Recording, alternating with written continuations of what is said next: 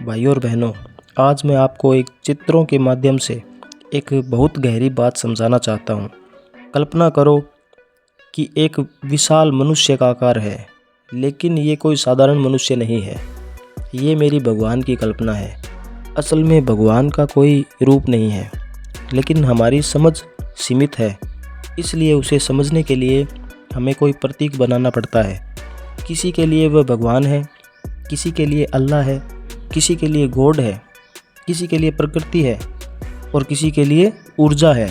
नाम अलग अलग है, लेकिन स्रोत एक ही है। अब इस कल्पना में सोचो कि पूरा ब्रह्मांड उसी के अंदर है।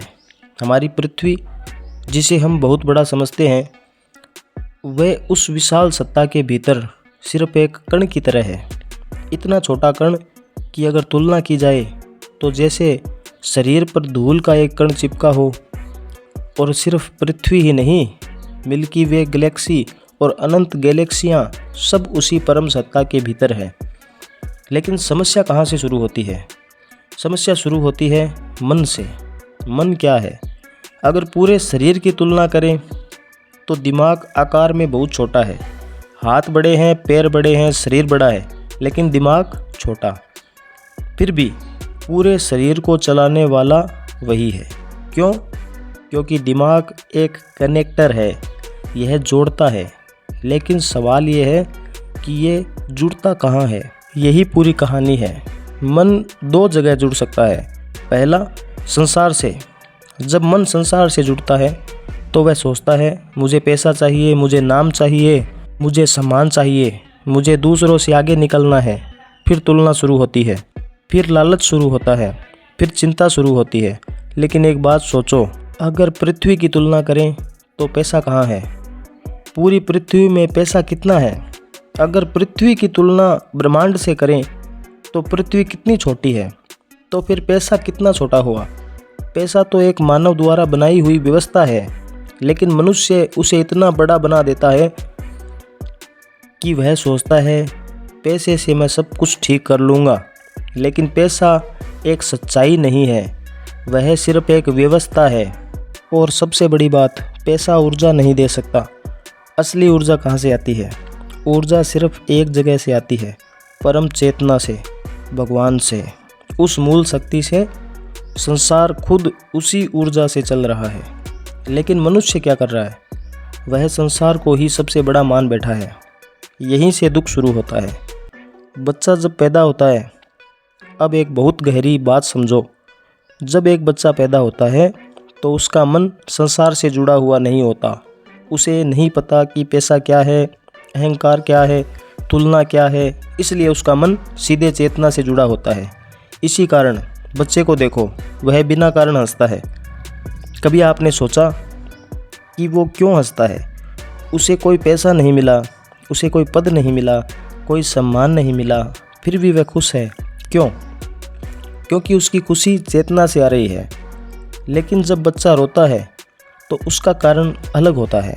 भूख लगी है, या दर्द है, या शरीर में कोई तकलीफ़। यानी रोना शरीर की वजह से है, लेकिन खुशी चेतना से आती है। फिर क्या होता है? जैसे जैसे बच्चा बड़ा होता है, परिवार और समाज उसे सिखाने लगते हैं, ये मत करो, वो मत करो, ये तुम्हारा है, ये मेरा है। फिर धीरे धीरे उसका मन संसार से जुड़ने लगता है। समस्या यह है कि ज़्यादातर लोग खुद ही दुखी होते हैं। उनका खुद का भगवान से सच्चा संबंध नहीं होता, इसलिए वे बच्चे की चेतना को समझ ही नहीं पाते। वे सोचते हैं बच्चा मेरा है, मैंने इसे जन्म दिया है, इसलिए इस पर मेरा अधिकार है। लेकिन सच्चाई ये है कि बच्चा किसी का नहीं होता, वह चेतना का अंश है। धीरे धीरे क्या होता है? धीरे धीरे बच्चा जो पहले चेतना से जुड़ा था, अब संसार से जुड़ने लगता है। और जैसे ही मन संसार से जुड़ता है, वैसे ही दुख शुरू हो जाता है। क्योंकि संसार खुद ऊर्जा का स्रोत नहीं है, वह सिर्फ एक कण मात्र है। शक्ति तो हमेशा भगवान की ही होती है। असली भूल क्या है? मनुष्य की सबसे बड़ी भूल ये है कि वह कण को भगवान से बड़ा समझने लगता है। संसार को इतना बड़ा बना देता है कि भगवान को भूल ही जाता है। और जब मन का कनेक्शन ऊर्जा के स्रोत से कट जाता है तो जीवन में खालीपन आ जाता है। फिर मनुष्य कहता है मैं दुखी हूँ, मैं अशांत हूँ, मुझे शांति नहीं मिल रही। लेकिन कारण बहुत सरल है, कनेक्शन गलत जगह लग गया है। समाधान क्या है? समाधान बहुत कठिन नहीं है, बस मन को संसार से हटाकर फिर से चेतना की ओर मोड़ना है। जब हम फिर से प्रकृति से, ब्रह्मांड से, भगवान से जुड़ने लगते हैं तो वही ऊर्जा फिर से जीवन में आने लगती है और वही ऊर्जा मनुष्य को फिर से शांत और आनंदित बना देती है। अंतिम बात, इसलिए भाइयों और बहनों, संसार को समझो लेकिन उसे भगवान से बड़ा मत बनाओ। पैसे का उपयोग करो लेकिन उसे जीवन का स्रोत मत मानो। और सबसे ज़रूरी, अपने मन को याद दिलाओ कि वह एक कनेक्टर है और अगर वह सही जगह जुड़ गया तो जीवन बदल सकता है। दोस्तों, आज हम देख रहे हैं कि संसार में, दुनिया में क्या क्या चल रहा है।